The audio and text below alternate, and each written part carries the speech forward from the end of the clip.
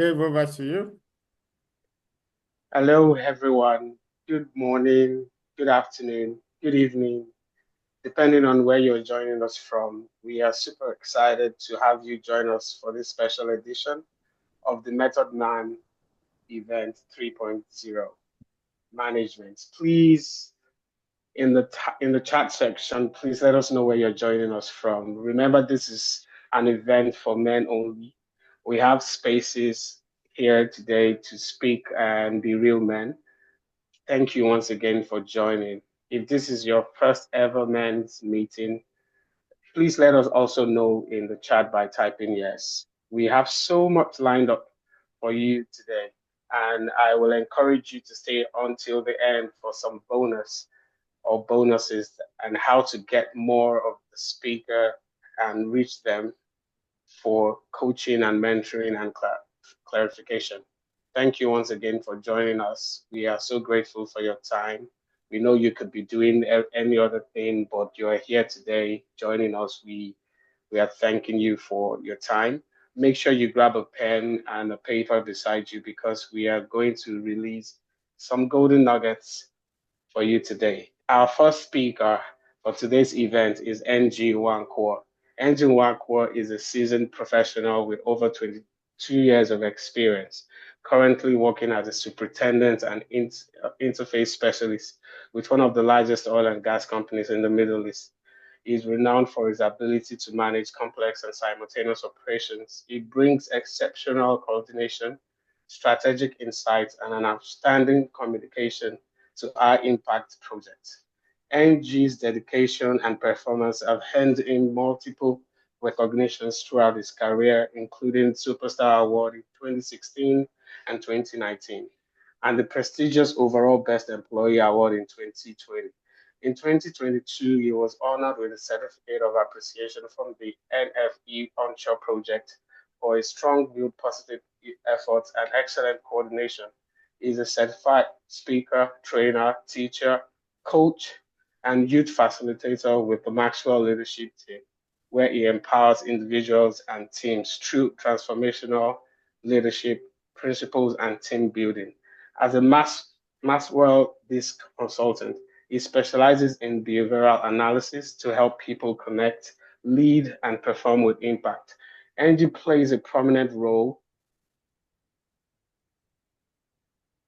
Angie plays a prominent role in the empowered living communities as an international network of 28,000 entrepreneurial leaders as a respected ambassador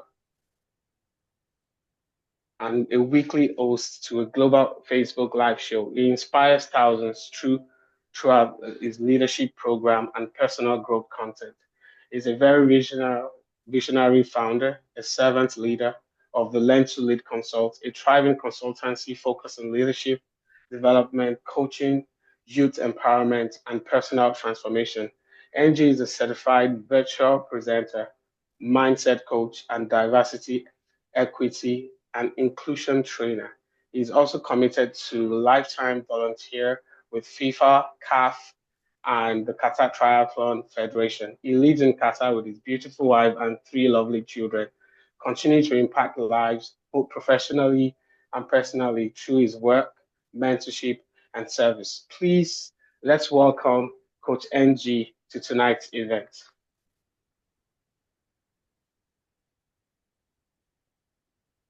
Thank you so much, David, for that wonderful introduction. If that was me, I've started shaking. So I'd like to thank everyone that joined us this evening. I just want to thank you. First of all, I'd like to thank our speakers that are here. They had so many things. We'd like to thank Dr. William. We'd like to thank Dr. Kingsley Okonkwo. And you'll be hearing from these powerful speakers. So I just want you to stay to the end. So what are we talking about today? I don't want to waste our time. So I just want us to jump into it with just a brief, like what I've just shared. He said, I'm a mindset coach, and that's all I can just say for now. So let's just dive into it. Today, we're talking about management. management. What we intend to achieve in this event is to provide leadership experience for men here, and how to apply them successfully for every stage of their life. A friend of mine sent me something, say management, man of this age to manage, to be equipped for the next generation. This event that we're having today aim to create awareness for men that mentorship is not a weakness. I like what TD Jakes said. He said, just because I'm a man doesn't mean I don't have emotions. I have emotions.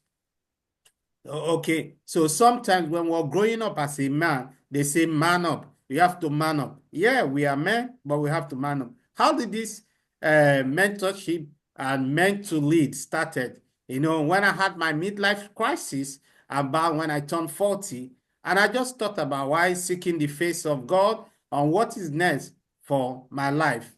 He said that, look, men need to grow up. And that was how Method Man started. And over the years, in these 3 years, it has been amazing and tremendous. So this year, we have wonderful speakers and mentors that are going to speak to us. I said, what was going to be the topic? As a person of faith, as most of you must have known, I'm a person of faith. So I always choose my topic or because I believe in God, and that's why I chose the topic. And the topic with all our speakers here, we are talking. So mentorship, we're guiding others through experience and wisdom. Most times women ask me, oh, you always have this, your program in June. Why don't you include men? I say, but we also have from the Learn to Lead Consult and from the Master Leadership, from the Global Youth Initiative, we also have events for others that are general. But this one happens to always be when I celebrate my birthday in June, we always have this program. But this year, because of our speakers, we have made it earlier on. And it's also the first time it's happening on a Saturday, and we have everybody here. So I'd like to thank everyone. So mentorship, A says accountability. Men, we need to own up to our action, inspiring others. We're going to have networking event as it goes. So A say authenticity to align with our purpose and passion for your life. Growth, involving through challenge. We go through challenge, each and every one of us go through challenge. So we evolve through this challenge that we are growing to. Okay, so mindset. As a mindset coach, I always like to cultivate resilience and positive thinking, excellence, striving for higher standard in all things, nurture. We need to nurture our gift. And that's why I like Dr. Kingsley Okonkwo that is going to share something. There's some thought he provoked in me recently while we were just building this, and what Prof said yesterday while we were on call, talking about transformation and higher leadership. I hope we're going to get all of them as time permits. I like to start with a quote by my mentor, Paul Martinelli, with this quote. He said, the only possible journey is the one you never begins. Think about it. For the journey of growth, no matter the level of influence you have as a person, you have to grow out of your comfort zone. The comfort zone is where it is comfortable for you. But growth doesn't just happen in the comfort area.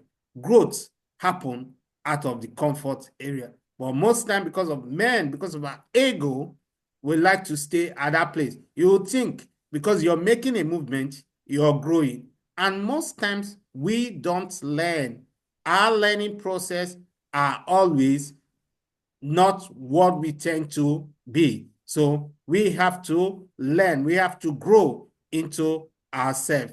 It's difficult when as I seek the face of God. Sorry, I say it over again. It's difficult to say we don't learn from each other. But you can see women, they learn, they have opportunity. So if this is your first Method Man or your first men's meeting, please, we'd like to use the chat.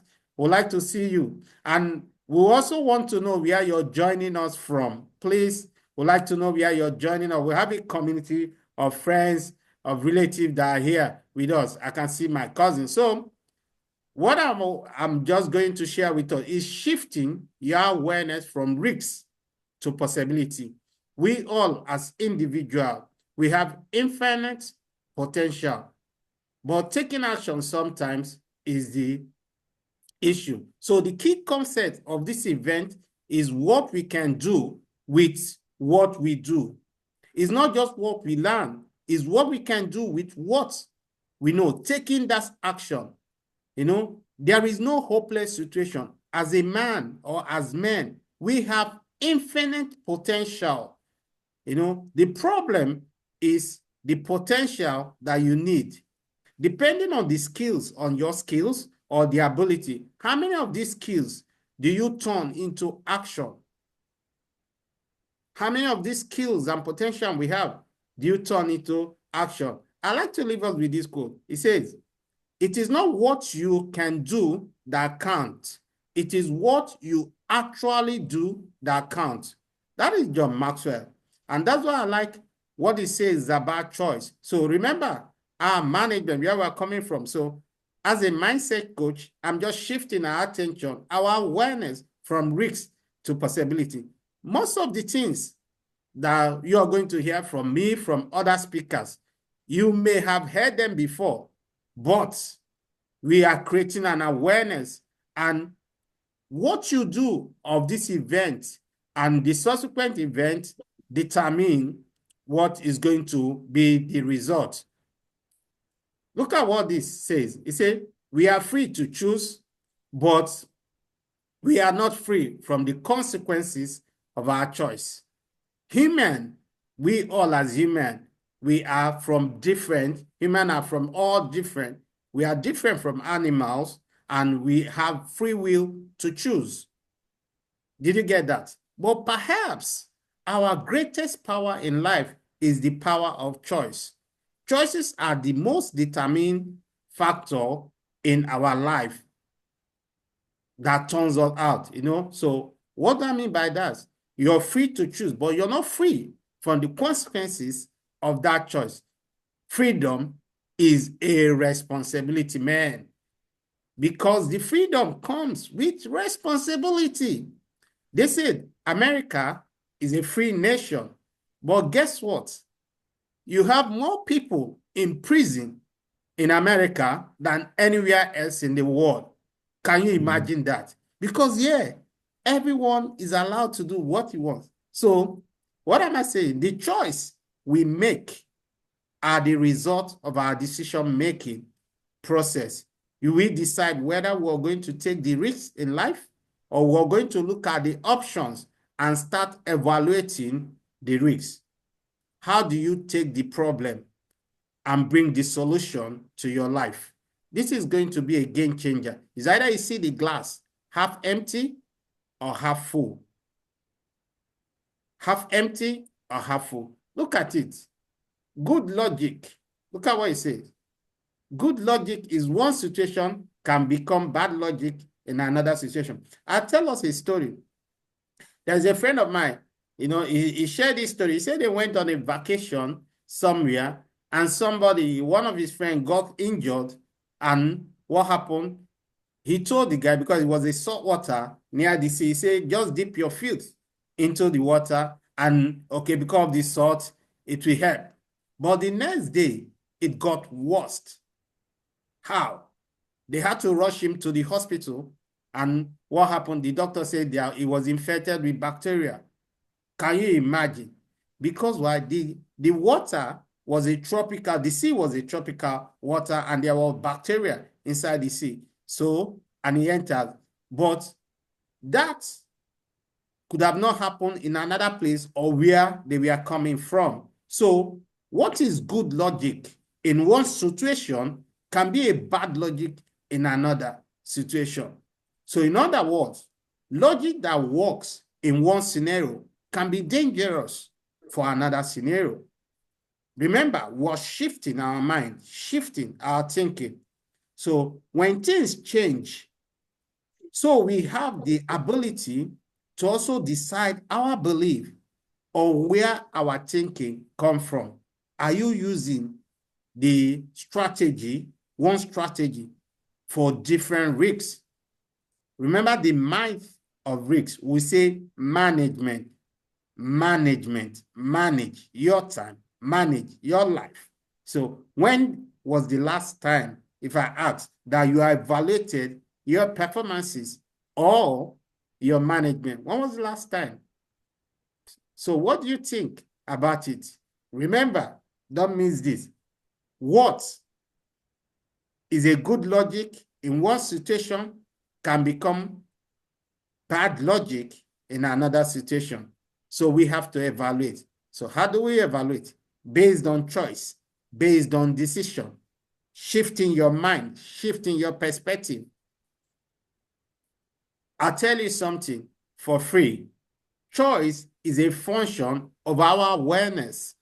How did that guy choose to put his leg in the water? He chose because of the awareness that his friend told him, oh, the salt water can heal you. But that was a risk to take. So there are risks and there are costs to a plan of action.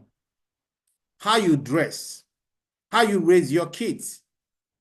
All these things are programmed. And if you don't like it, you have to expand your awareness through what? Coaching and mentorship. And that's why we have brought the best for everything we're talking about here. You know, I don't think I can't appreciate them enough, but we have brought them here to our community here in the Middle East, and some people from Georgia and some people from Africa, just to have this conversation on shifting our mindsets, our business, our leadership, and to know that mentorship is not, are you going to take the risks? John F. Kennedy said something. He said, there are risks and costs to a plan for action, but you are what? But they are far less than the long-range risks and costs of comfortable inaction. So when you lack this awareness, your choice of decision are limited. When you lack information, when we lack information, our choice are limited. Recently, I was sharing with a friend of mine, some group of people. I think I also mentioned it to a group of friends yesterday when I went to church. I said, I pray to God that for every stage in my life, that I should know, I should have the right information to take. Not when I leave that stage, I will now say, oh, had I known. So when you become aware of your situation, when you become aware of your timing, then what happened? You are in synchron with what? God's divine purpose for your life. So should I continue? Yes. Yes. I'd like to see. If you have any question, please put it in the chat. We're here. Our team are here. They will respond to you accordingly. Please. Okay? If you have any questions. So because what is the risk that we take? What is the risk? Men, what are the risks we take in life? What is it that you're taking? Are you willing to define what? Are you willing to define yourself? Are you willing to define or label your action of moving forward right now or growing as taking a risk? What is it? In essence, what are we saying this evening? There are such things as a good risk. Yes. Such thing as risks. Yes, there are. I can't say it more than enough. Remember, our purpose is why we do what we do. Why do you do what you do? I like what Martin Luther King says. He said what? He said, take the first action, then you will see the next stairs. You don't have to wait. Paul Martinelli said it over time. He said, jump and build your wings. You don't have to wait for every of the information. But as you keep going, they become clearer to you. If we wait for all the light to become green, we cannot move. Did you get that? If you wait for all the light. So have you found out that when you start doing some things, you start a project, as you get into it, people might tell you different solutions. They might tell you the risk. They might tell you how to manage it. They might tell you several things. But when you step into it, you start to get different ideas. You start to see, you start to solve the problem. It's not what on the belief of someone else. It becomes your own belief, and then you can change it. That's why most times, as men, as says, our ego want to tell us that we are not enough, or that there is no enough opportunities for us. But remember that God, who is what? The grand overall designer of your life, is in charge. So step into action. In closing, because I like to have the other speakers say, in closing, what we have just learned in these few seconds of our time. Oh, I've already shared for 25 minutes. I didn't know how time flies. In closing, in summary, what do we say? As we go through life, we learn and grow along the way. We accumulate belief about ourselves. Most of this belief that we hold in our life, or we hold dear, comes from other people, not from ourselves. I could remember the belief my mom told me several things, some might, she said, but sometimes you find out, oh, they are not real, they are just a might. So that is it. So if life is a series of decisions and we chose a function based on our awareness, you chose, if we have the information, you chose based on our awareness, then you become. Remember, all energy are creative. Energy can be created and can be destroyed. So the result you have at any given time is your awareness. And, when Dr. Kingsley started some conversation 2 days ago, he says, what men, I hope he will expand on that today. He says, men, we are called to leadership, not to what? To provide only. But we have been taught that is only to provide. No wonder you see a man, you just say, but I give you all the money. I give you everything. What else do you want? But he's not providing leadership for the family, or leadership for his job, or leadership in his home. And you'll be amazed. The children will turn to the person that is providing leadership, whether it's the wife or some other person. So as we grow together, I want you to stay to the end. Remember, we learn, we grow, we accumulate this belief. Life is a series of decisions, and we chose to be available. You chose the best option. Choice is a function of awareness. Thank you so much. Over to you, David. Thank you.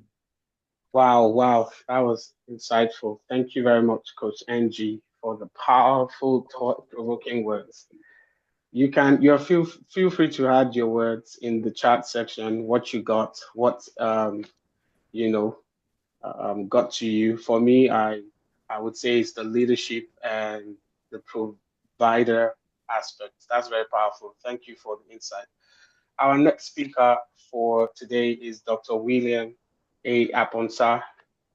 He's That's our next speaker for today, a globally recognized economist, leadership consultant, advisor, trainer, certified executive leadership and business coach, and a corporate facilitator for over 30 years in advising governments, universities, and international organizations on economic development, trade strategy, entrepreneurship, and value-based leadership.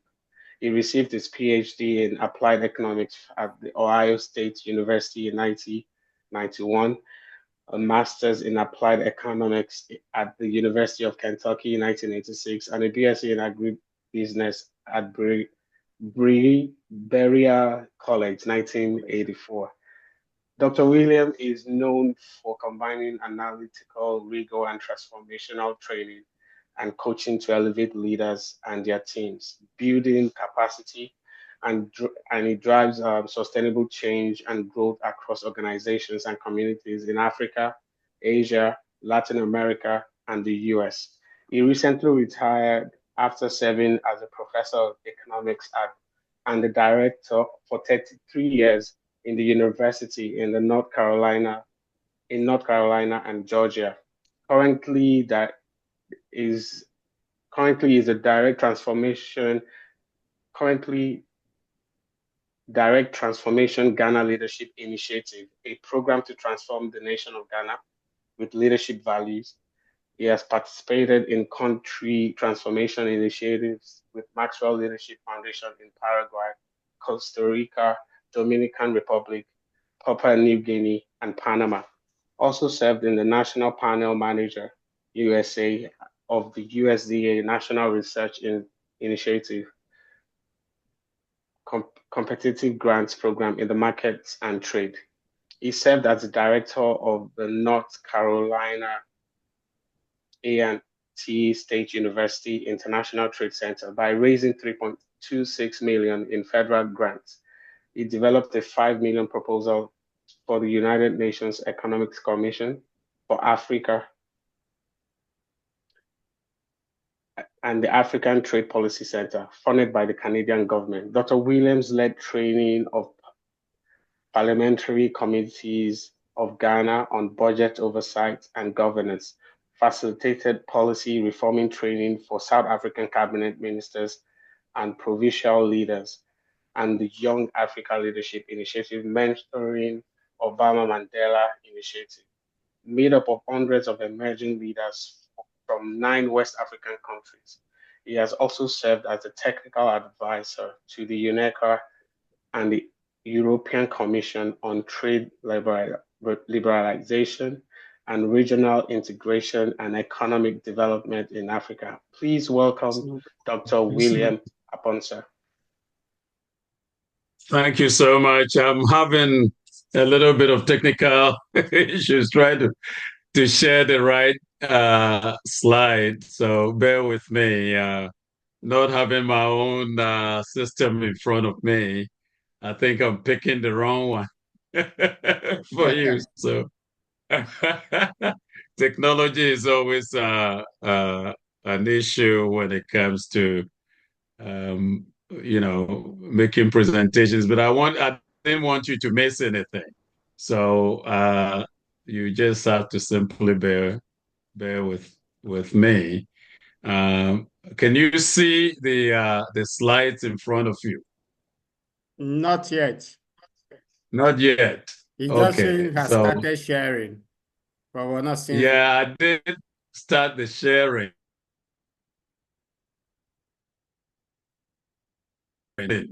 But I can start commenting. As they say, Murphy's Law, everything that is meant to happen happens when you really, really need to really begin to function, and that is what is happening to me now. Um, I wanted to spend time talking about leadership effectiveness instead of talking about things like business development and all that. I have two screens. Unfortunately, when I started screen, so that is what is happening. So if the other speaker is ready, let him go ahead while I solve this problem, and then I can come back. Okay? Does that help, Angie?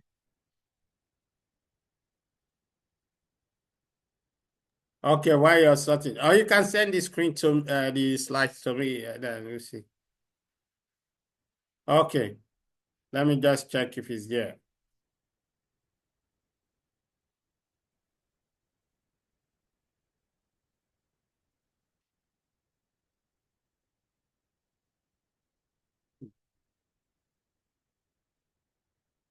Okay, so why we are just waiting for these things happen and technical. I was sharing with someone recently. He was saying that he made everything possible, and then something happened. And in fact, a friend of mine, he had an engagement, and when he was about to share, both his laptop went off and the backup file went off. But what did I say? I said, when we got it inside of us, we can go ahead and share what we have. Because most of the time, what we share comes from our mind, what we have learned over time. Just, I'm trying to just give us some time while he sort it out. And let's see.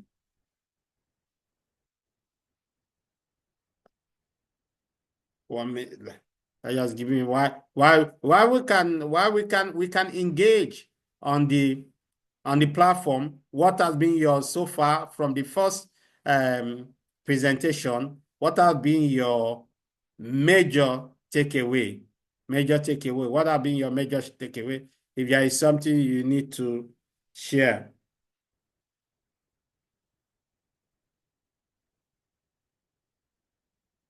Okay. Someone say, take the risks even if it's light, if the light is not green. Okay. Yeah, I can see that. Okay. Someone say, evaluated risks is the most important thing. Oh, that's lovely. Another person said, okay, what are the risks I need to take? Oh, you just have to evaluate it, good risks. Okay. Management. That's good. Okay.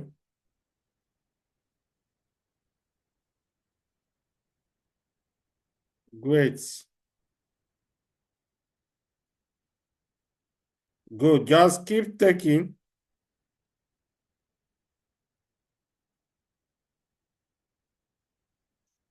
Don't let the internet just make us miss what we have to share today.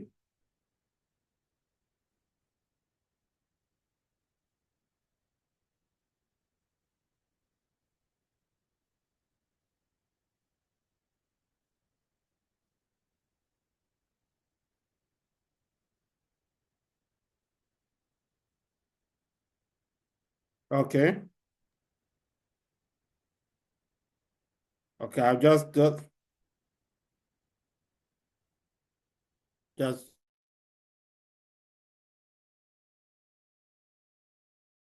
I can still see the comment is going. Yeah.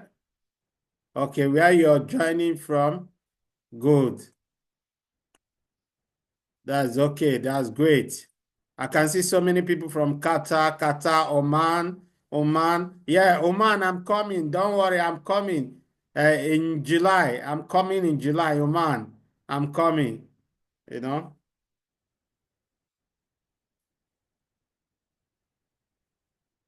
Okay, so right now, let me introduce our next speaker. I have the privilege of knowing him, and I'm glad that our paths cross. So, how many of us know him? I know he's a TV personality. Dr. Kingsley Okonkwo is a specialist when it comes to relationship and marriage. With almost 3 decades hands-on experience as a pastor, relationship coach, counselor, and TV personality, best-selling author, and with millions of followers across social media, amounting to millions of views on his relationship teaching. Kingsley Okonkwo has been able to impact individuals with true intent for marriage and relationship. He has also made himself available to work with individuals and couples through transitional stages of their relationship, building to marriages and success in marriages. Kingsley Okonkwo is the presidential member of the American Association of Christian Counselors, a broad certified master's Christian life coach, a certified relationship counselor.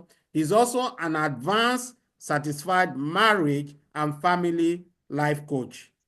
PK, as I usually call him, to be a blessing across continent through his intrate relationship seminar, conferences, and counseling session across Canada, United States, United Kingdom, the Middle East, and numerous African countries. He has authored numerous books on relationship, a few which he co-authored with his lovely wife and partner in ministry, Pastor Miller. And they are blessed with 3 adorable children. Please, let's make welcome Dr. Kingsley Okonkwo. Thank you, everybody. Thank you for having us. Thank you, Dr. Wanko. Great to see you. Great to connect with you. Thank you, sir. Thank you. Thank you. This is such a great platform. I'm so happy to be at Management Method Man 3.0. It's such a great. I like when men gather to develop themselves and to learn. Like Dr. Wanko said earlier on, we have been lagging behind in regards to that. Women always have a women event, a women retreat, a women conference everywhere. And it seems women don't even need a reason to gather. They just gather first and find a reason. They always meet. But men generally are more, or tend more to be solo. And the challenge with being solo is that you are limiting yourself to only your area of expertise. You are limiting yourself to only your area of expertise. So that is why, and it's not a man's fault in quote, it's because of how his mind is programmed to work. A man is generally wired to be laser focused. And like Mike Murdoch would say, focus creates blindness. So unlike a woman, she's wired more for versatility. In fact, the way her eyes are created, she's able to see the sides, the side more than she can see straight. But a man, on the other hand, does not see the sides. He sees better, straight. So because of that, you find out that the man is limited is because he's kind of solo. He's limited to his area of expertise. So you can see a man that is a successful doctor, but he's unsuccessful in marriage. He's unsuccessful in finances. He's unsuccessful in other areas. It's not because he lacks capacity. It's because he has not opened himself up, for that investment from different, quality people. So that is why I appreciate the great work Dr. Wanko is doing by this management event, bringing men together from all over the world. I can see people are logged in from everywhere in the world. I have just about 15 to 20 minutes to exhort and to share. And I'm happy you are joined from wherever you are joined from. So thank you for joining. All right. So we always say that, we use the word man up or be a man. We use that phrase a lot, be a man. That sentence is very loaded. When you say be a man, that means there is an expectation.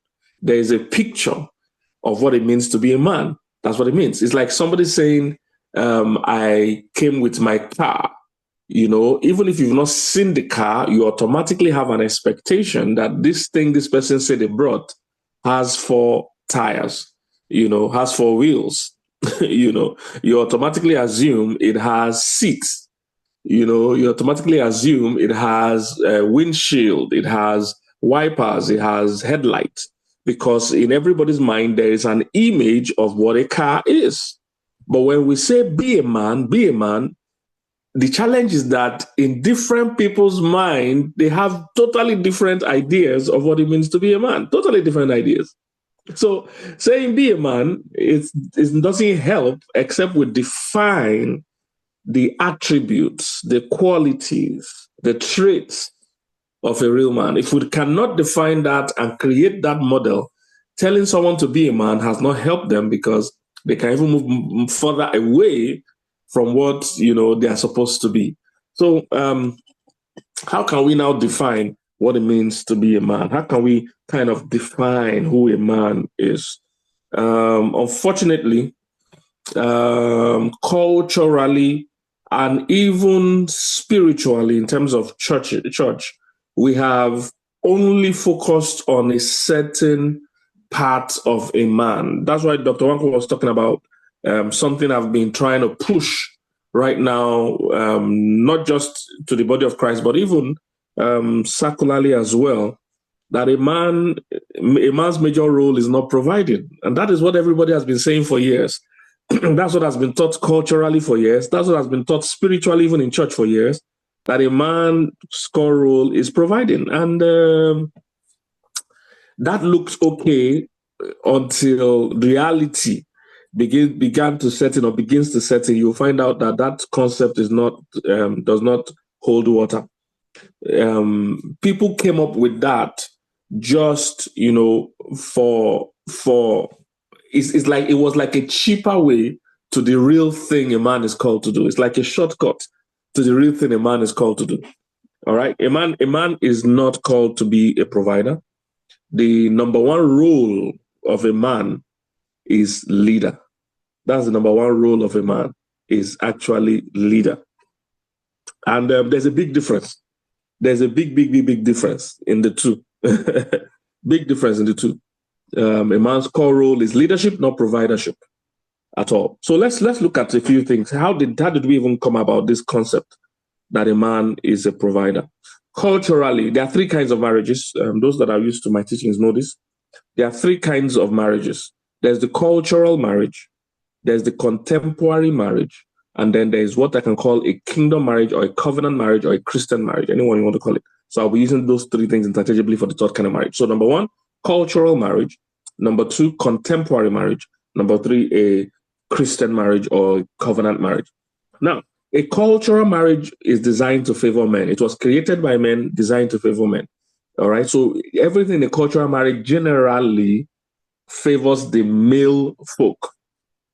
So they insist on domination, insist on authority, insist on submission from the woman. They insist on all these things. It's wired to favor them. And part of how they maintain that control is by maintaining the economy, being the chief source of supply for economy. Whoever controls the economy controls the world. You know that by basic economics. All right. Whoever is, that's why in the United States, if they cough, the whole world will catch cold economically.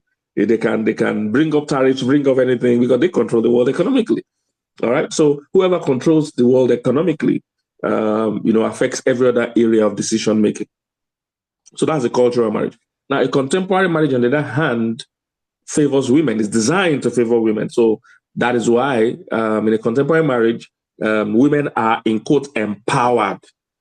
But you see, when a man is empowered over a woman, if he doesn't understand the purpose of marriage, he will dominate the woman. When a woman is also empowered, if she doesn't understand the purpose of this empowerment, she will also oppress the man. So in a contemporary setting, you see that men are afraid of marriage, men are afraid of divorce, because if once there's a split, everything favors the woman. So I'm here in the United States. I mean, a woman can send a man out of the house very easily. Very easily. He will sleep on the street or go and find somewhere to sleep. It's designed to protect the woman. But you see, in a covenant marriage or a Christian marriage, it's designed to favor God's purpose. And God's purpose favors both genders, because marriage itself was created for the welfare of both man and woman and everybody really in the community. So that's just a small tidbit. So let's go a bit into it. What's the core role of a man? The core role of a man is leader. And we have done men a disservice by just telling them provide and not lead. So many men have mastered the art of providing, but have never developed the capacity to lead. So at the end of the day, they have still failed. It's like you're doing a course in school and you have 10 subjects and you only pass one. You get A1 plus in one of the subjects and you fail the remaining 9. There's no school that will pass you. There's no school in this world that will pass you for succeeding in one. So we have focused on one aspect of a man and told him you are a provider. In fact, we quote scriptures like he that does not provide is worse than an infidel, which that's not what the Bible was talking about at all. So the man has focused on providing, but he has left every other thing undone. His core job as a man, the only thing God calls you in scripture is leader. That's the only thing God calls you. God has never called a man a provider. It's other men and society that called, and women. So women like that fact as well because they don't want to work, So they like the fact that a man is provider, you go and provide. But God, the creator of marriage, never called a man a provider. I don't have time to go into Bible study today, but for anyone that is a Christian here, you can read 1 Timothy 5 from verse 3 to 16. The scripture most people quote is in verse 8 that says, he, if any, does not provide for his home. All right. That scripture never was talking to men, never was talking to a husband and a wife. So, but for you to understand, read it from verse 3 to verse 16 in a contemporary version of the Bible like NIV or something like that. Okay, so, and what you will see throughout scripture is God specifically calling men leaders. So he will say things like, the man should be the head. That word head means leader. You will see people like Apostle Paul say, don't I have a right to lead about a sister? He was referring to marriage, and his phrase for marriage is leading, or the phrase for a husband is leading. You will see God talk to Abraham. God will say, I know my servant or son, Abraham. He will command or lead his family after the things of God. You will see so many references, and I always say that any fool can provide, but he cannot lead. A fool cannot lead. Any fool can provide, but a fool cannot. Why am I using fool? I'm quoting directly from scripture. There's a guy in the Bible Jesus called the rich fool. He was able to provide, but he was not able to lead. He died on the spot. He was able to provide. He was successful in one area, like we explained. He was able to lead and provide, but he could not lead. So any fool can provide, but any fool can lead. I'll give you another biblical reference where I use the word fool. There's a woman in the Bible called Abigail. She married a very wealthy man, but towards the end of the journey, they found out the man was rich, but was a fool. In fact, his name Nabal meant foolishness. So his wife, and the best person that can describe you is who you live with every day. His wife was telling David, a leader, that don't mind that man. Nabal is his name, and foolish is his game. That he's a foolish person. His name is even foolish. All right?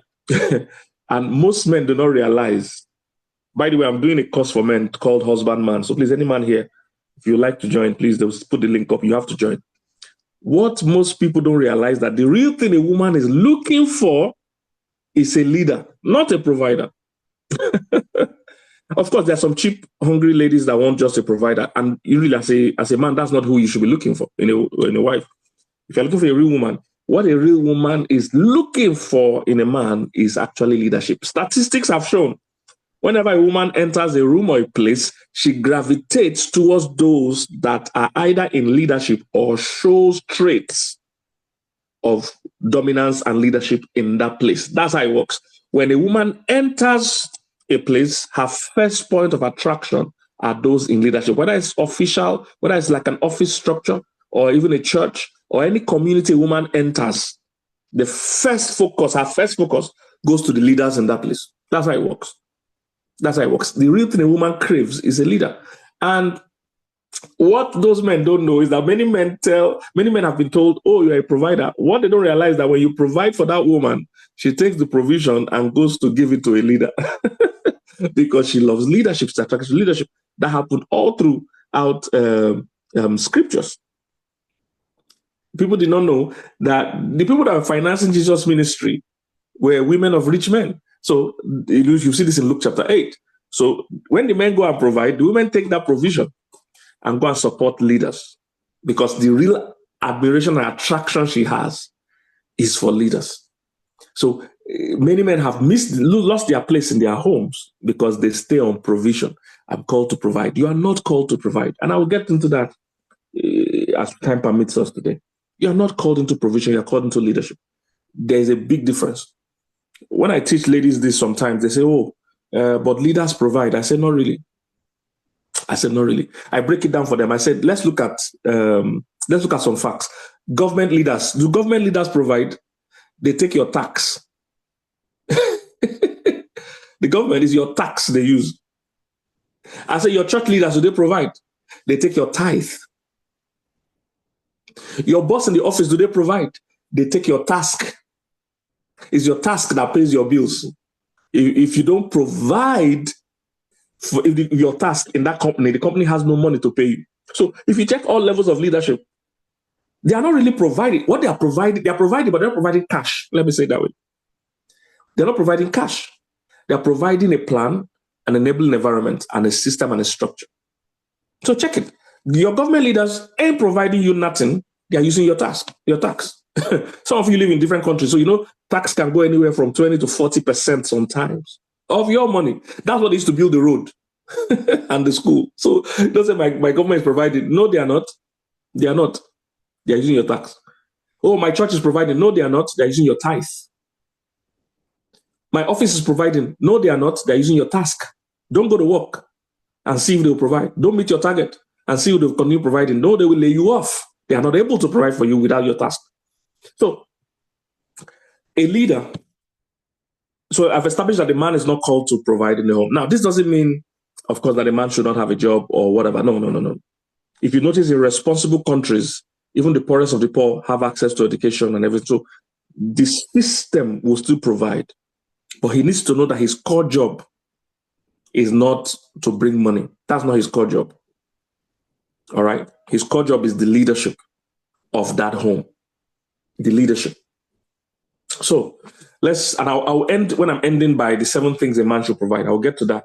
I'm just trying to lay, and I'm doing this as fast as possible. So sorry, I'm not going in depth because I'm trying to work with the 20 minutes we have. So I'm not going as in depth as I could go. Okay, so if you're a man, your real job is leader.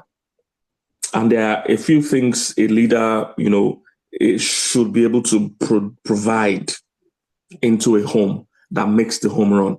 Why have we have robbed men by telling them they are providers? Because even they have limited themselves. You see, men are task-oriented. The task you give him is what he focuses on. If society and church tells the man is a provider, men are baseline people. We are men, so we understand this. Men don't like a digression and a lot of confusion and a lot of information. No, just give me the direct thing I need to do and let me do it. So we've just told the man, go and provide. That's all we need you to do. And he has done that and it has never worked out for him. Many men, towards the end of their lives, they feel very used. The children they labored for, the children they worked hard for to pay school fees and send them out, those children grow and forget them. They stay connected with their mom because their moms provided more than bills. Usually, the dad provided only bills because they told him, I'm a provider. The moment a man goes to work and comes back home, in his head, he has finished his task. He doesn't need to hang out with his son. He doesn't need to hang out with his daughter. He doesn't have to, do chores at home. He doesn't have to love his wife. For him, he has fulfilled all the tasks. Loving his wife and helping his kids all revolves around him being financial provider. So he thinks he has done his task. Towards the end of his life, he will find out he lives a very lonely and forgotten and abandoned life because everybody has moved on. He never connected with them beyond payment of bills. Never connected with them beyond that. Because we told him his task is to go and bring money. That's why a man can confidently miss church, but will never miss work. He will confidently miss a conference like this, but will never miss work. Because they've told him he's a provider. He has to stay with the most important assignment, which is bringing money. So he will never play with going to work. He will always go to work. He will not miss work. But if you tell the man, come for a self-development conference like this one, or go for a Maxwell conference, or go for a marriage conference, he will say, why? He doesn't understand that providing money is not his core job. Leadership is his core job. And for you to be an effective leader, you have to develop yourself all around. It's a different set of skills. Different set of skills than providing. To be a provider, you just need your career, your certificate. Then you go and get a job. To lead, oh my God. Different set of skills. And sadly, sir, too many men have never developed that leadership part of them. Never. And thank God for an event like this, and thank God for subsequent ones as well. Maybe we'll be able to get men to understand that your real job is to lead and not just to feed your children. Is to lead, not just to feed. Okay, what are 7 things a man should provide? I'll round up with this. What are 7 things a man should provide? If he's not supposed to provide money, what are the 7 things he's supposed to provide? So a man is a provider and a builder. So take note of those 2 words, provider and builder. So what are the 7 things a man is supposed to provide? Number 1, a man is supposed to provide spiritual security in the home or spiritual guidance in the home. Very important. Why this is so important? Because you can't be a man without the person that made the man. You need a close relationship with your maker to actually fulfill your role as a man. You're not going to learn what it means to be a man from other men. No, you're going to learn what it means to be a man by the maker of man. That's how it works. It is actually your maker that tells you if you are fulfilling your potential or not. The best person to tell us if we are using our Apple phone well or not is Apple, not other users. Other users might be trying to figure things out, but the manufacturer knows what he has put into that device. So a close relationship with God is important for you as a leader of your home spiritually. So spiritual leadership. Again, all these things, we're going to go in depth with them when we do the Husbandman course for men. So please, if you're a man in the house, single or married, join the Husbandman course. You are not a husband when you get married. That's another mistake men make. No, the word husbandman is a gardener, a tender. That's the first thing they made Adam. Remember, when Adam was created, the first thing they made was a garden keeper, because that's the skill it takes to lead a home. So whether you're single or married, you are first a husband before you find a wife. That's why there's no scripture that says you should go and find a man. No, the man is one that does the finding, because he must first have found himself before he finds a wife. Okay, so spiritual. Number two, second thing a man will provide is vision. Vision. That is future, the security of the future. So everything, the 7 things are all security. Okay. So number one, spiritual security. You get that by knowing the Lord and leading your home after the things of God, like they said about Abraham. Okay. Number 2 is vision. That's securing the future. Okay. So it's still security. Vision, securing the future. You can't be a leader without vision. Vision. What is vision? It's a picture of the future. Vision. That is what solid leaders provide, a picture of the future. If you're like me from Africa, we have no context of leadership. What Africa understands is more of rulership. So that's why sometimes when I see an African man and I tell him leadership, I know I have to explain very well to him. He doesn't have context. He doesn't have context. When he was young, his parents parented him like dictators. Shut up and do that thing. And he will ask why. They'll say, because I said so. See, this is how he was brought up from his parents. Then he goes to school. Same thing. The teacher tells him, shut up and do that thing. Do what I tell you. Then he goes to college or university, as we call it in Nigeria. The lecturers do the same thing. Say, you must buy this textbook. They oppress them. Then he gains employment. Same thing happens. The employer owns the employee. You do not close from work if your boss is still in the office. So you are owned. Then he goes to church. The pastor owns the members. So the pastor uses phrases like, somebody's stealing our members, with my members. Then he goes to the community, the government, the president can have maybe 13 airplanes where people do not have food. So he's seeing these things. Then he finally becomes a Christian. He opens the Bible and they tell him he's the head. He said, now I'm going to finish everybody because they've been oppressing me all this while. Now I'm finally the head of something. I'm going to finish everybody, because he has no context of leadership. Never seen it before in his whole life. No context. So I need to explain to him, because when an African man sees you are the head, he thinks it means I can dominate a woman, tell her to shut up and sit down there. Whatever I say is fine. Now, this is all he has seen. He has never seen leadership, never seen real leadership. So we have to break it down for an African person. So vision is security of the future. Security of the future. All right? Security of the future. What's the plan? In most developed countries, they have 20-year plans, 30-year plans. I've been to so many places where they already have a plan where the roads are going to be, already have a plan of so many things. They already know when the population of this place is going to grow to a certain extent. And we need this. So as a man in the house, you must have that vision. That's why it pains when a man is in a relationship with a woman and the woman is having to ask him, what are we?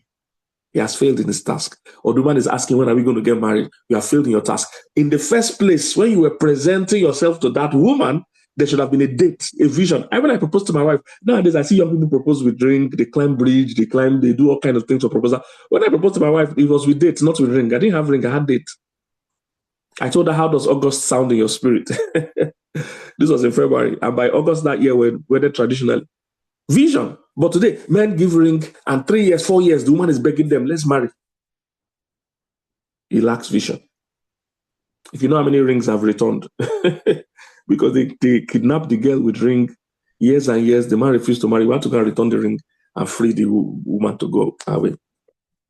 Vision. Number 3 thing a man should provide is integrity.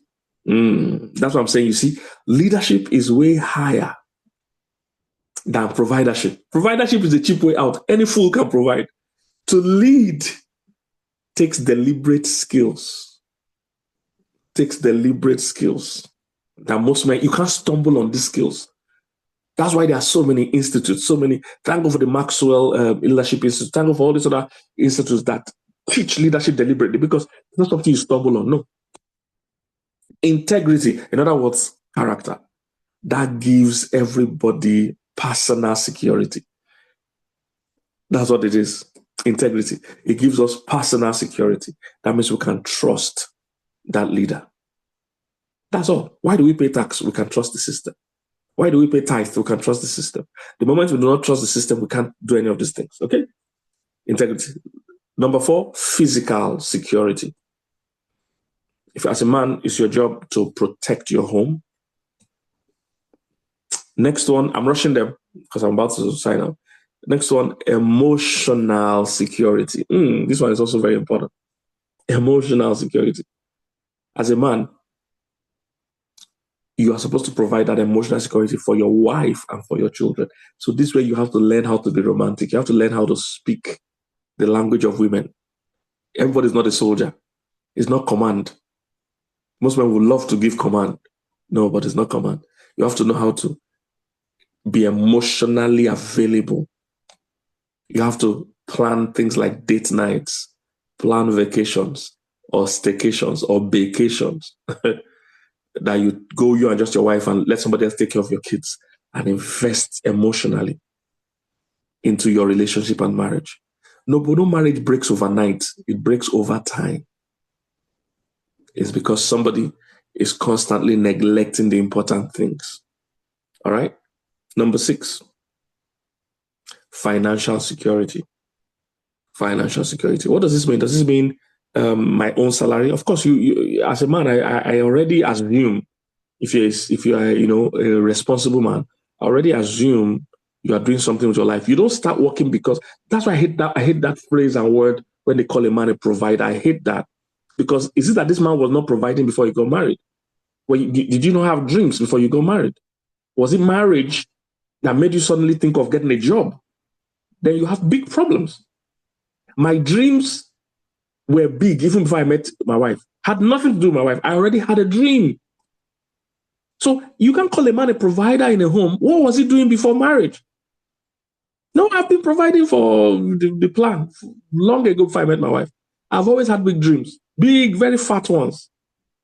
So I didn't become a provider at home. No such thing.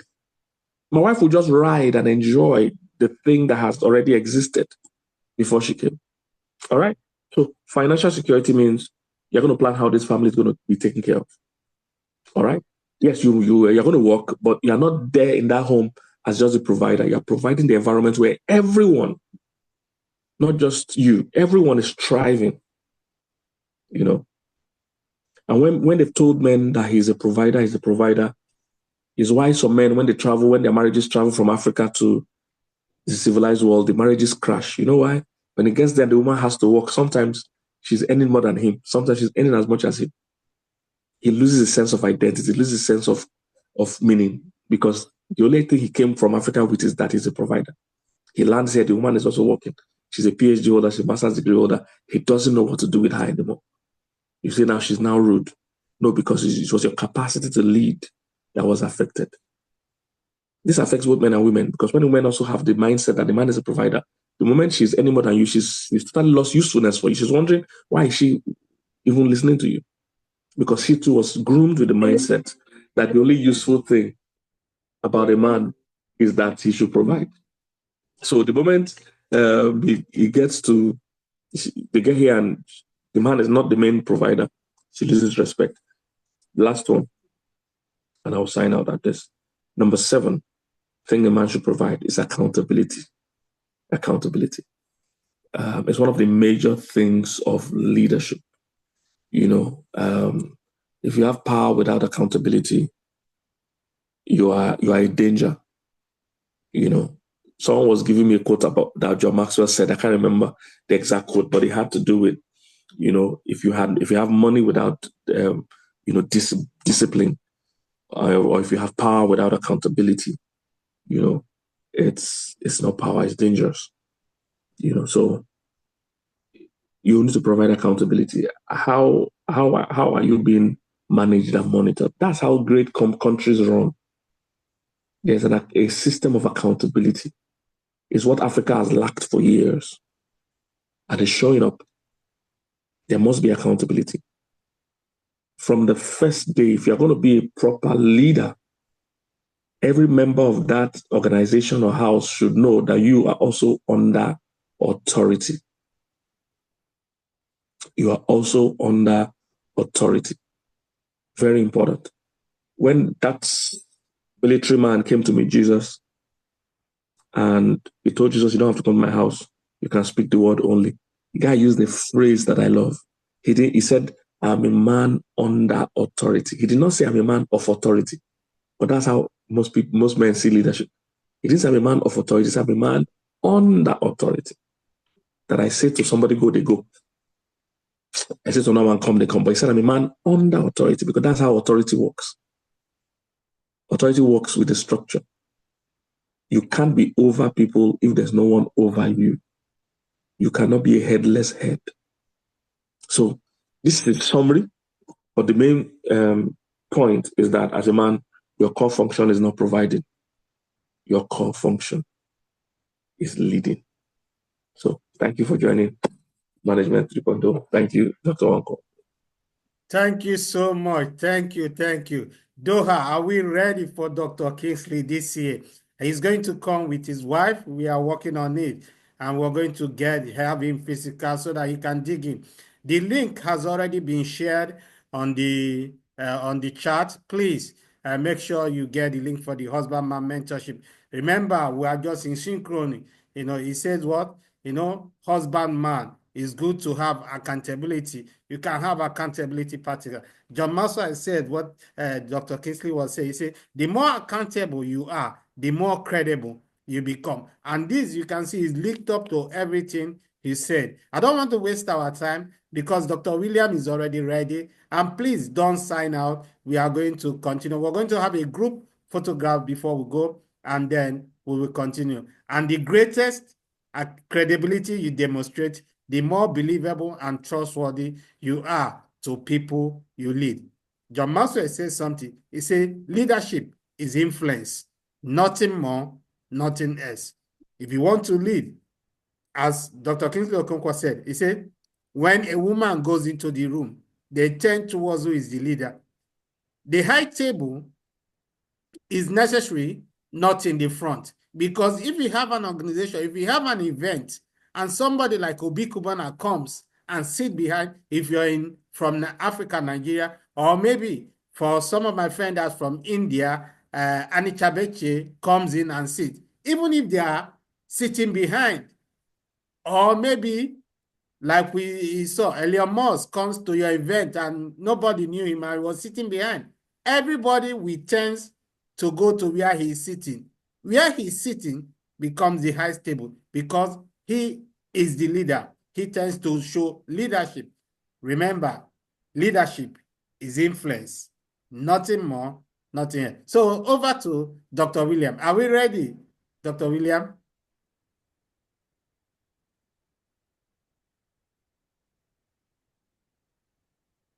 You're on mute.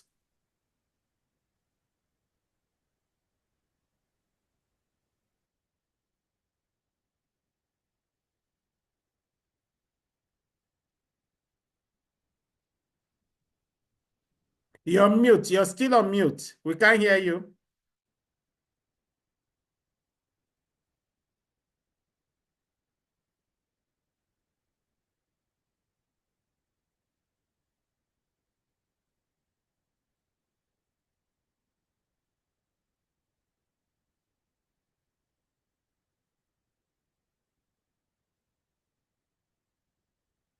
Finally.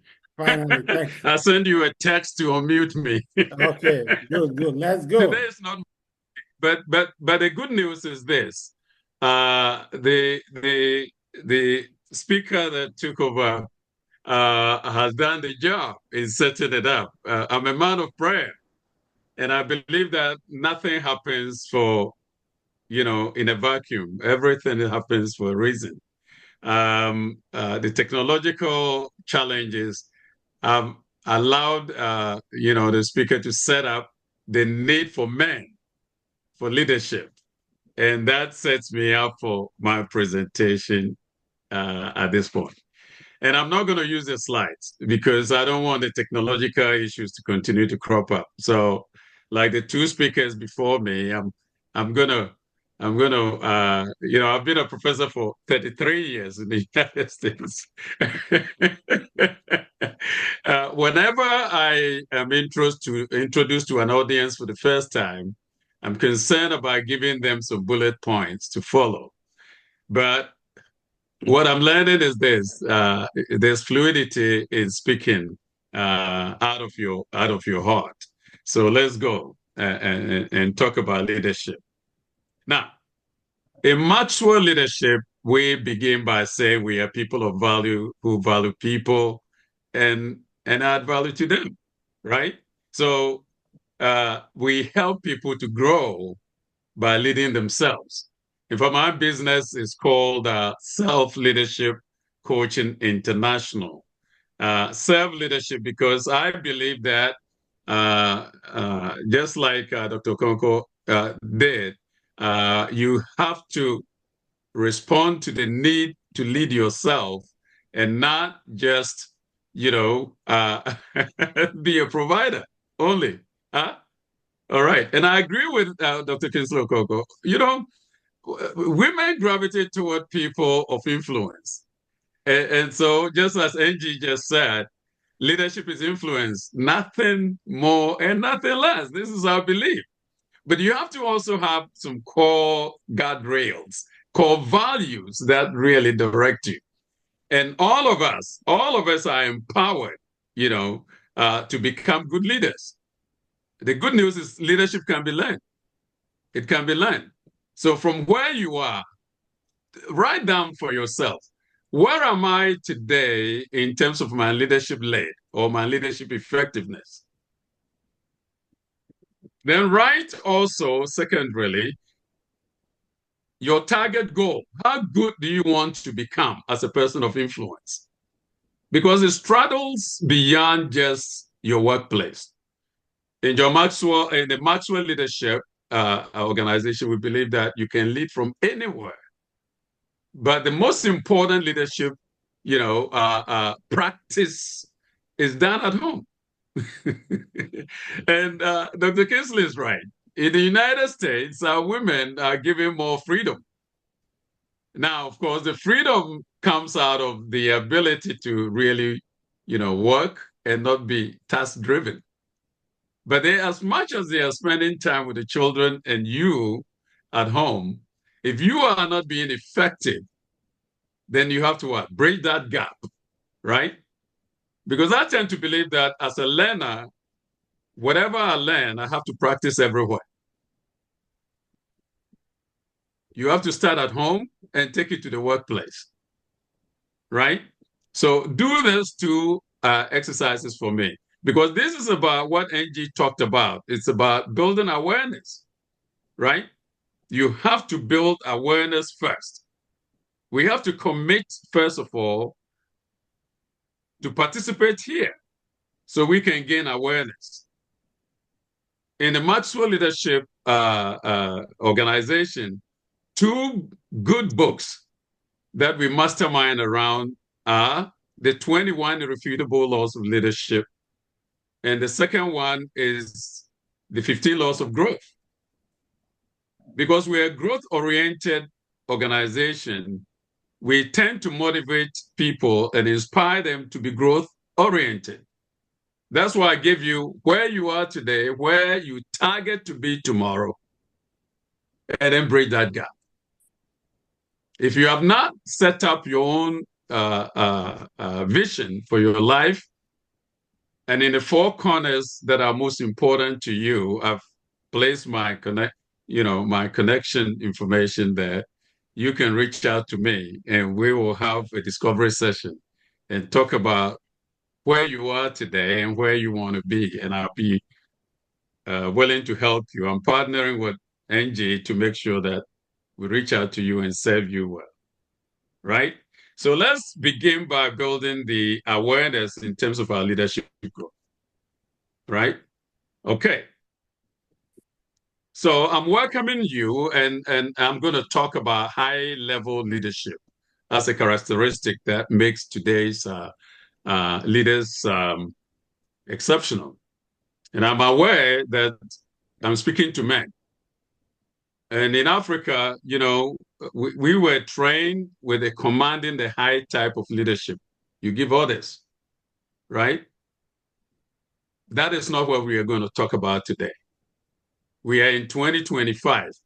And in 2025, whether you are at home or at work, the need for leaders who can coach their clients and also associates to higher performance levels has never been more critical. What am I talking about? If you are at work and you don't even hold a leadership position, right? You can work your way, if you have been well trained and coached, to use your skills to help in team building. Very, very important. You can change the culture within the organization. Why is this important? Because the pace of change is relentless. Things are happening. Today, human labor, I'm an economist, right? So let me speak from the economic language, right? The pace of change is relentless.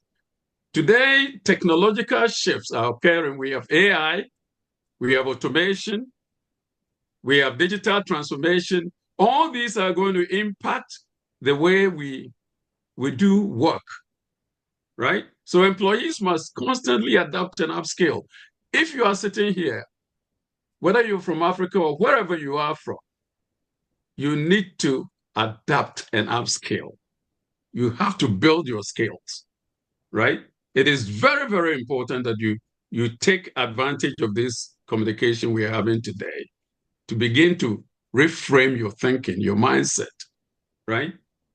Because leaders who excel at both internal training with that discipline and coaching to help their teams navigate uncertainty, all these things are happening, right? They're creating uncertainty. They have to learn to build resilience and embrace continuous learning. I tend to call myself a lifelong learner. And so I don't get emotional when someone corrects me. You saw what happened. I wasn't flustered at all, right? Because the workforce is demanding more development. And as a development economist, I'm always looking at this. I look at the shifts that are occurring in our population base. The millennials and the Gen Z, if you belong to those groups, they crave growth. They are always looking for attention. They want mentorship. And by the way, you're not going to tell them what to do until you have what? Huh? In truth, you validated and earned the right to lead them, right? So it is very, very important. They are not just looking for a paycheck, unlike us. You see, many of us moved from where we came from, and we're looking for economic means, right? And this includes you and your role as a father at home. You have to help everyone that you work with, whether at home or at the workplace, to feel valued, to feel supported. But you also must challenge them, because by challenging people, you get them, as Angie said, out of their comfort zones, right? It's very, very important that you don't miss this foundational teaching that I'm providing for you today. All right? And why is this very important? Because the traditional leadership approaches are failing. Look at our continent. I know the majority of you are from Nigeria. Others may be from Africa as well, right? That command and control leadership has become outdated. Employees are more engaged and productive when leaders empower them with coaching and feedback. You have to give and take. You have to give and take. Whether you are, well, I'm addressing mainly men, but even the women also have to learn that they have to give and take. You don't need to get negatively emotional just because someone sought to correct you or teach you. Begin by thinking you're a lifelong learner. Dr. Okonkwo also mentioned something about accountability. Those values are very, very important, because wherever you go, you're accountable to yourself as a high performance led individual, because that's what you're going to take into your business culture as well, right? And that is more crucial today because of the globalization and the level of competitiveness. I personally, I don't believe there's any competition at all.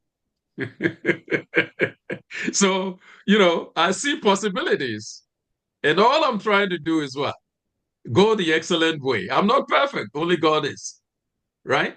But you got to lay markets for yourself in a path of growth to become a high performer. Because organizations that thrive also do what? They prioritize accountability. And not just accountability. Where does that come from? You have to be innovative and creative. And you have to be agile. You have to move very rapidly and quickly. In the United States, that is very, very, very important. And Africa, I know the majority of us are from Africa. Africa is waiting for us to what? Become problem solvers. We have all the resources, but we have to know to identify problems and be able to go through the pathways of learning how to solve problems without emotion at all. This is the current challenge that is in front of us, right? And why am I emphasizing coaching?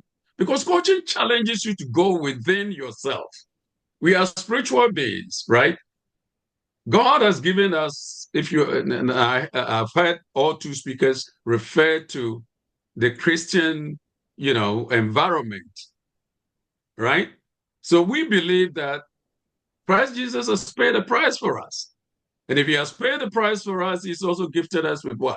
The presence of the Holy Spirit within us. So within yourself, your spirit is consistently, supposedly, communing with the God's Spirit, the Holy Spirit. And in coaching, you have to go within your from within. Most of the time, we raise barriers that really get us, in a way, unstructured, undisciplined. And we do things without reflection. That's why coaching is very, very important. So if you want to increase your productivity, if you want to be a better decision maker, what did I say? If you want to increase your productivity, I repeat, right? If you want to be a better decision maker, if you want to help your organizations better retain workers and increase your bottom line. In the United States, when we say your bottom line is your what? Your profit margins.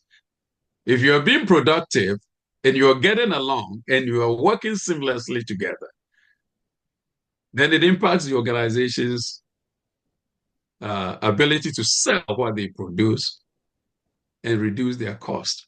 The difference is your profit margin.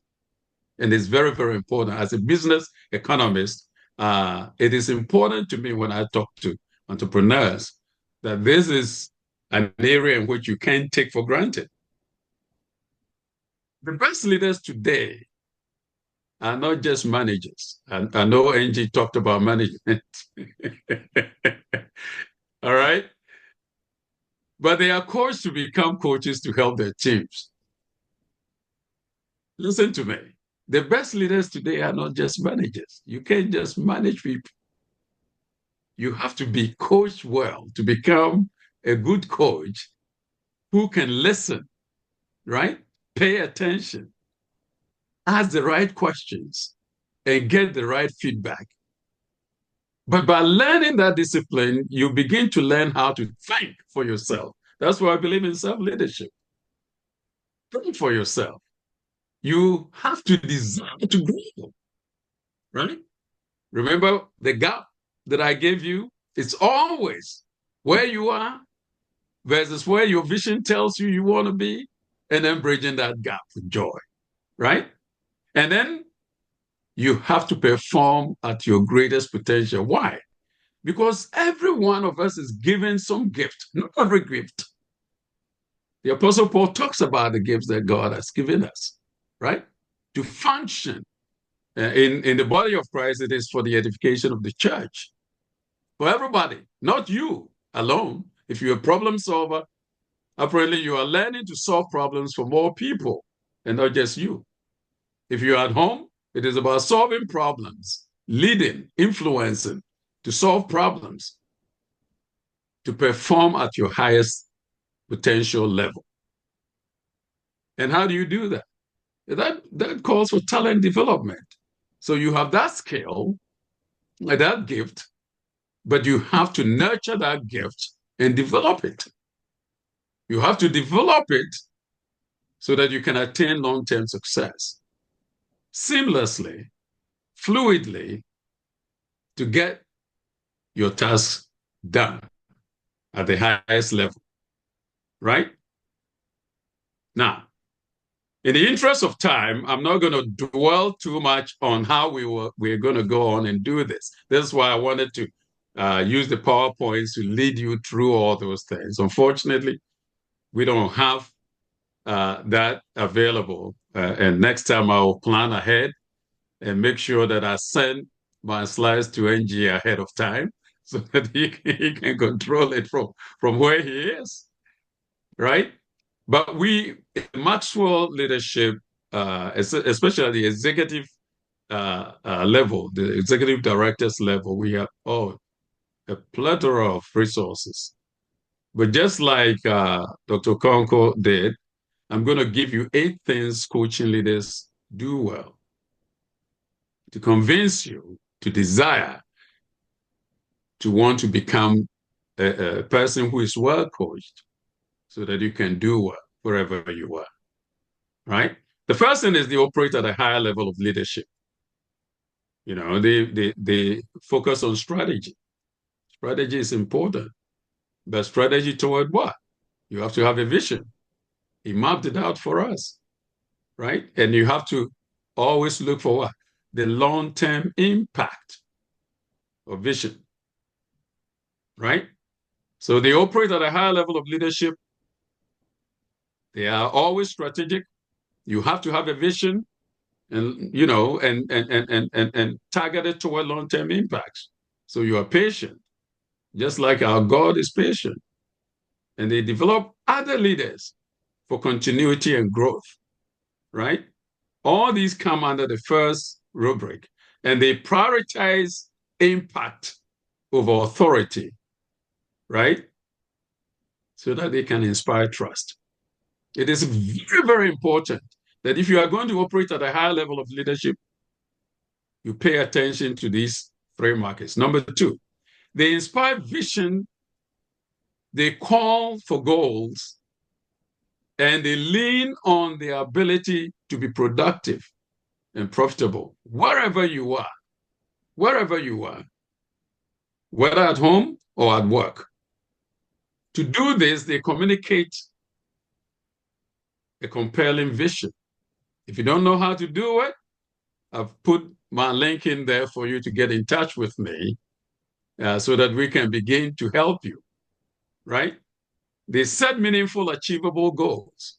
And by the way, culturally within any organization, whether at home or not, I know our women today are not the women that our parents were, but you have to continue talking about it so that you can set those meaningful goals that bring about the win-win, that the children also adopt. Values first and designing achievable goals, right? These establish a culture of purpose for you as an individual and for your family as a team, and you take it to the workplace and it's seamless. Whether you are a leader of a team, remember what I said about 360 degrees leadership. You can lead from anywhere. You can lead from the bottom, from the middle, from the top. All right. So that the second one, the inspire vision, goals, and productivity or profitability. Number three, they create a positive culture of accountability and growth. Right? Accountable people, growth-oriented people tend to be very accountable. Right? So they provide constructive feedback and support. Whether at home or at work, you have to learn to provide constructive feedback and support to the people you are accountable to. All right? That provides a safe environment that builds trust, you know? But there are some values you have to maintain. The values of discipline, the value of integrity, and that growth mindset instead of having a fixed mindset. That's very, very, very important. Look me in the eye. It's very important. So, three, they create a positive culture of accountability and growth. Number four, they focus on solutions, not problems. Remember, I said that. You have to become solutions oriented. A problem identifier, yes. Today, when you look at media everywhere, including whether in Nigeria, Ghana, where I'm from, or anywhere else, people criticize so easily because problems are easy to identify. But as a person who has won all kinds of research awards, even in the United States, and led as a national panel manager in the United States, working within the American system, because I was taught, because I took it to heart, and I became the best. It got to a point where I was determining how much money my former professors could bid for and compete for. You get it? And I was making the decision with a 5-member panel. I was on the panel for 3 years, and I was, elevated to lead for 2 consecutive years. That makes it 5 years. That is influence. you know? And I'm only from Ghana. Came to the United States in 1980. You get the point I'm making, right? America, or wherever you are, when you are learning oriented and you're willing to take everything to heart, and you fit in, right?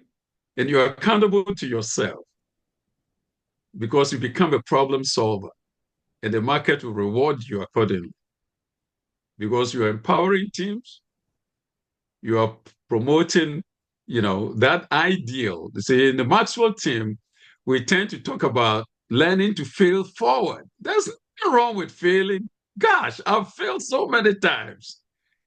The saddest part of failure is when you cannot take advantage of failure to improve yourself.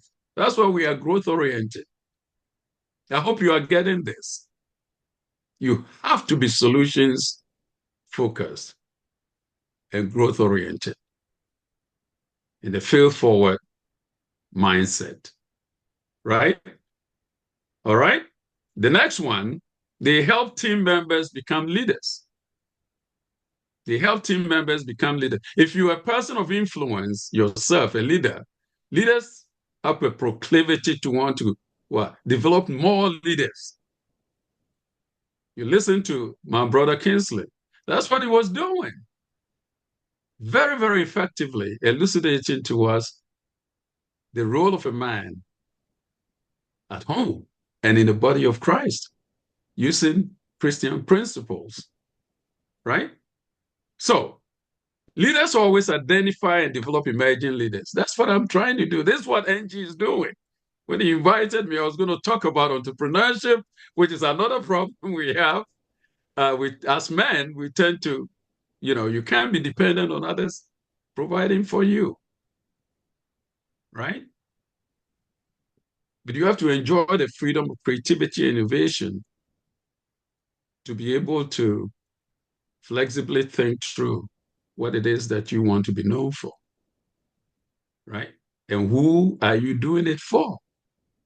So it's very, very important that you develop your leadership skills so you can also develop other leaders, you know, high capacity leaders who are coached well, they help team members become leaders. They encourage decision making and autonomy, the freedom for you to think, reason through, and be creative.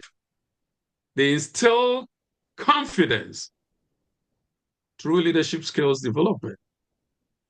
Today, wherever I show up, when I became director of our School of Economics, I was actually recruited and brought to my last university.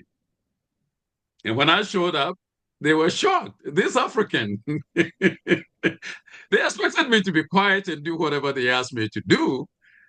But I felt like I've earned the right, especially when they recruited me. This is not arrogance at all.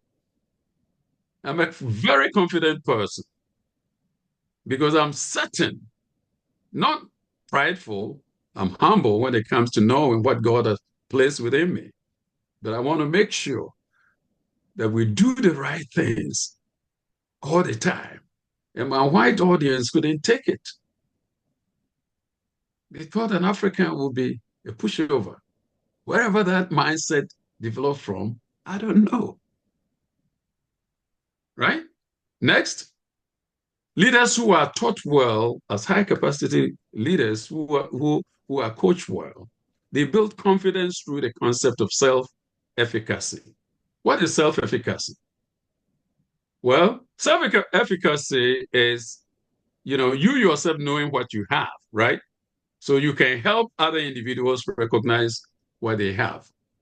Another way to put it is knowing your strengths, your gifts, and your strengths so that you can help others discover their strengths. Okay? These leaders also provide incremental challenges to build competence and resilience. I mentioned it before. They walk you out of your comfort zone. Remember what Angie said? Get you out of your comfort zone so that you challenge yourself well. Good coaching challenges you to find the solutions from within. And as you become reflective, more reflective, deep thinking, and it becomes your habit. It shows up in your behavior, right? And best of all, these people who build confidence through the concept of self-efficacy, they also celebrate small wins. And if you don't celebrate small wins, you will never know how much progress and appreciate how much progress you are making. Because the effort you make plus the learning that come or stem out of your effort is what is going to induce mastery. I repeat, the effort you make, little though it may be, plus the learning, the ability to just be coachable, to be trainable, right? These two things are what are going to help you master, right? Because our mentor, Dr. John C. Maxwell, says everything worthwhile is uphill. You can't go uphill with downhill habits and behavior. You get it? You have to commit. Once you commit, you become creative at finding solutions. All right? And the last two things, the last two characteristics of these people, they stretch their teams beyond their comfort zone. Yeah, I may have implied it, but added, they stretch their teams beyond their comfort zone. You don't have to be in your comfort. When I was a professor, my best students loved me because I was always stretching them out of their comfort zone. But I realized getting to the end of my career and what induced me to want to transition from being a professor into doing this full time. Part of it is I was bringing leaders from Africa. God blessed me. In as far back as 1995, I was a young professor in North Carolina when the South Africans had their post-apartheid elections and the ANC government won. And I was given a grant from the US government, as young as I was then, to bring all the provincial leaders and the new cabinet ministers for training. Can you imagine? God was preparing me in my pathway. At that time was when I got noticed because I was looking for the best economists, development economists, thought leaders, and all that. In those days, we didn't call them thought leaders, Nobel Prize winners, through my networks, my former professors and everyone. And I brought them all to North Carolina. Our governor then, Governor Hunt, was so excited. They made all the deals. I was so naive, I didn't make any money out of it. I would just travel to go to South Africa to follow progress. Today when I look at South Africa, I get very sad. They have not been able to move people out of their comfort zone to do the right things.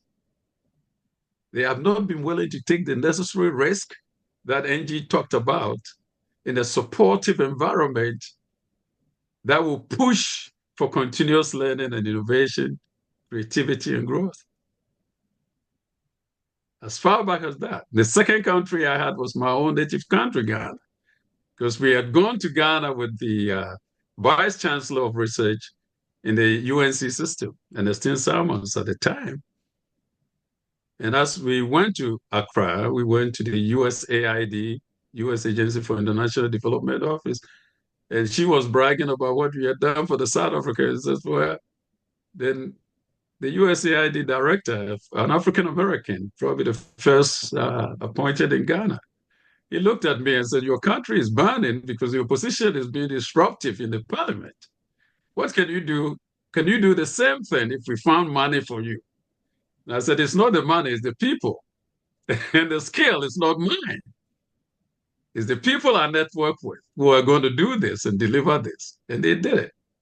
But I said, give me a think tank that in the United States that can facilitate this, because this comes close to home. And they did that with Sigma One Corporation, which was at the Research Triangle Park in North Carolina. Again, as young professionally as I was, my governor knew me because the governor had that dinner for, the President Rawlings's government. He had been a dictator for about a decade and transitioned into this, and he was struggling. And the opposition didn't know what to do. They boycotted in 92 and 96. They were in parliament and being disruptive. Why am I telling you these stories? It is the patience you have to learn. Are we learning everything we can? Today, when I bring them back in Georgia, they're still failing. Because they come, they hear everything, they go back, and then they tell me, well, we have an executive president, and he moved the bill from, in Ghana, is called the Jubilee House, right?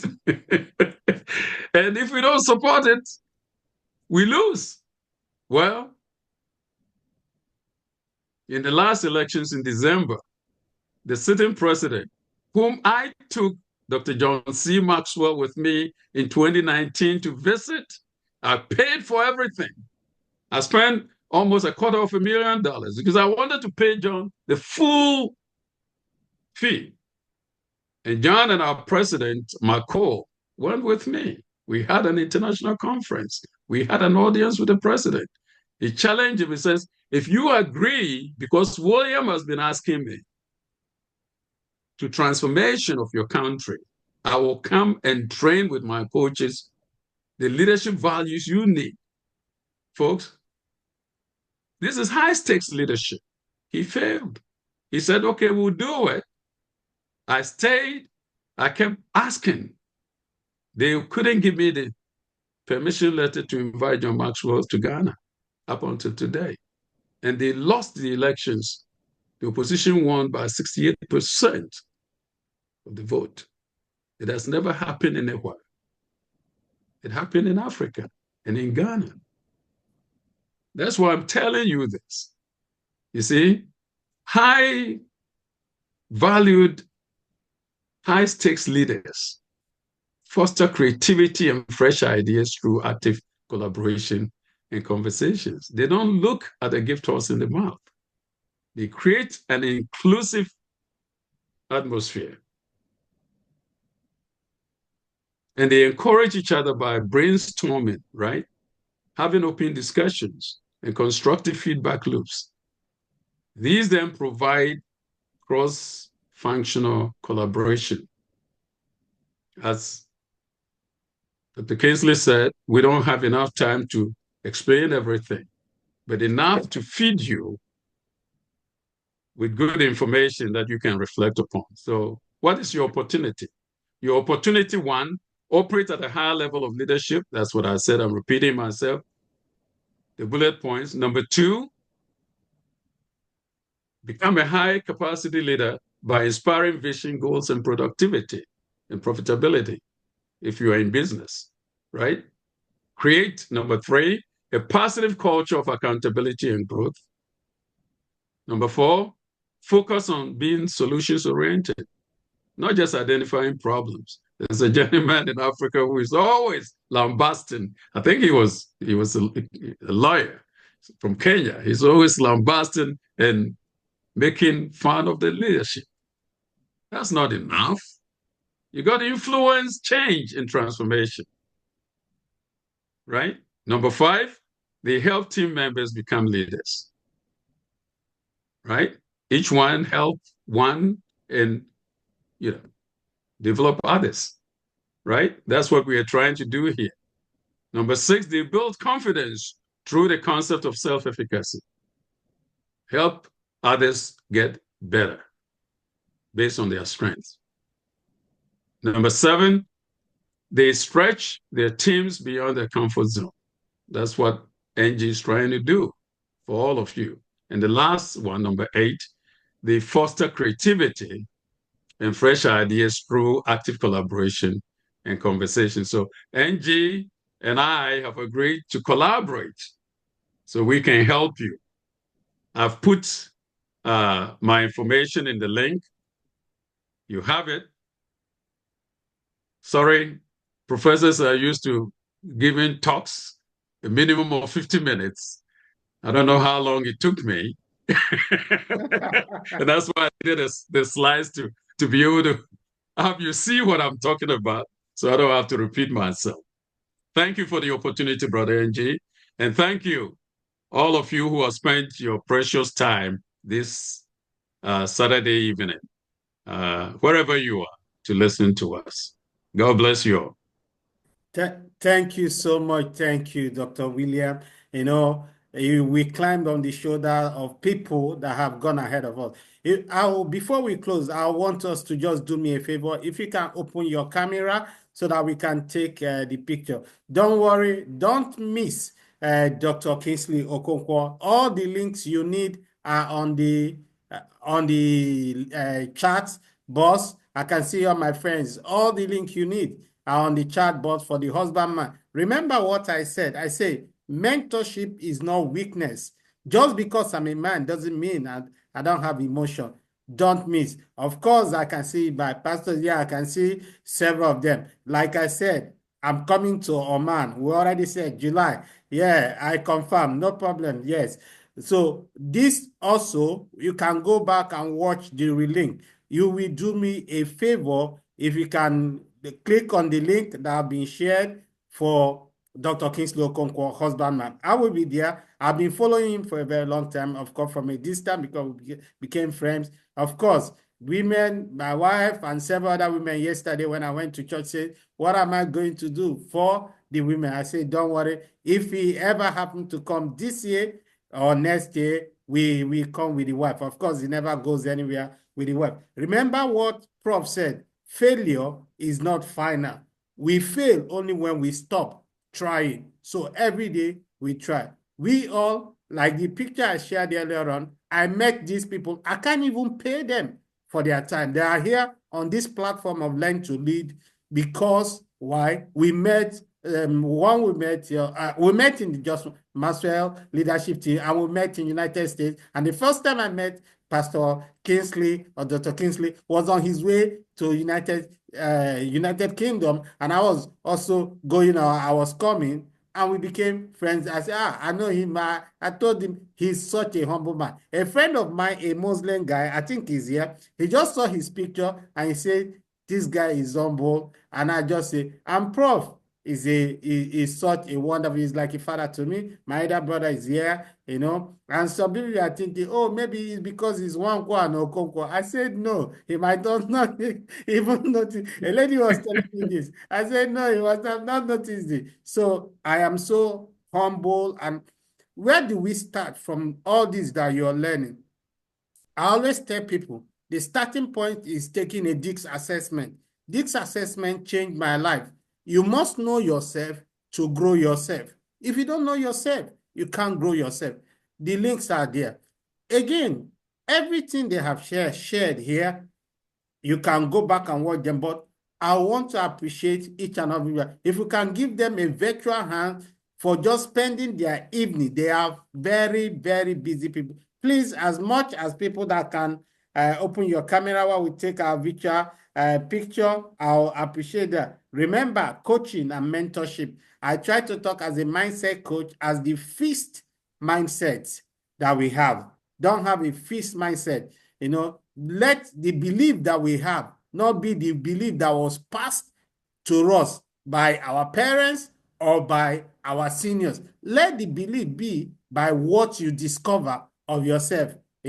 I'm grateful for that midlife crisis that I had. It made me to discover myself and also to grow myself. I can see my elder brother here, I can see my pastors here, I can see virtually my in-laws here, I can see everybody, can see my friends in the office. And I'm grateful for everyone for spending your evening.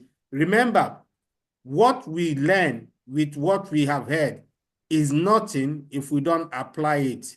So to apply it, there must be a follow-up. A follow-up is to discover the discovering session. So are you going to have the discovery session? The discovery session is free of charge for the initial time with Dr. William, just to discover yourself, just to know what is right for you. Again, grateful to my friends from Canada and everyone waking up from early in the morning from United States, and even my friend that we lost contact. We served together in youth service and we've lost contact for like 15 years. We just started getting connected and he's here. So I'm grateful to everyone, and don't worry, this program is still going on. We have several programs for personal development. I am going to Oman. I promise that I've given my word, and I'm giving my word here online. I'm coming to Oman. Yes, I'm coming. So, and different area. We're bringing it closer. Remember, leadership is influence. Nothing more, nothing. Dr. Kingsley, any last word for you, starting from you? Any last word for the audience? Thank you so much, Dr. Ng, and thank you everybody for joining. This was good. Like I said, I love when men gather to learn and to share fellowship together. So for me, it's a win-win situation. So thank you for having me. And please, for any man in the house here, the Husbandman coaching is going to start next week. So try to join. If you can, we have different experts that will be there to speak with you along the major lines a man needs to develop himself. So it's something you will really, really love. All right. So go ahead and be the man God has called you to be. Go ahead and lead, not just feed your family, but lead. Very important. Thank you so much. Dr. William, last word from you. Well, I just finished speaking, so it sounded like a marathon. Prof, thank you so much. So I would just look and say that you have to develop a culture of ownership about everything you do. I had to learn this. This is very, very important. Dr. Kingsley Okonkwo talked about being accountable, but own it. That means even your weaknesses, right? But first of all, look for help to develop your strengths. None of us have all the gifts. Remember that. We all don't have the gifts, but we were given some gifts. The Holy Spirit distributes the gifts. So if you haven't identified yours, let's work on identifying your gifts and understand what you are here to do. And as he said, we are here to influence the course of history. And this is done through relationships. So if you have any questions, you can ask a burning question, and that will give me a segue to help you. Because if there's something that's burning inside of you that in the interest of time, you didn't want to stick your neck out. Right? Stick your neck out now. Just like the pastor tells you or whoever married you, will ask you, say it now or forever keep your peace. If there's something burning inside of you, ask. And that will challenge us to begin to look for something else that we can impart on you. Otherwise, I'll keep my mouth shut. Thank you so much, Prof. Thank you, everyone, for spending your evening. And I just want you to go on and subscribe to our YouTube channel. This will be on the YouTube, Learn to Lead Consult, and also subscribe. We are coming, we are bringing it general. In October, we have the Global Youth Initiative for Children. I just finished one for the Indian community. Like I said, sometime I was sharing with a friend. We need to learn. I just finished one for the Indian community, in March. And in October, we have another one, and that we're bringing it home. And we have all these resources. What are you going to do? This men didn't just come here. Thank you. I am so grateful for everyone that have spent your evening. I appreciate you.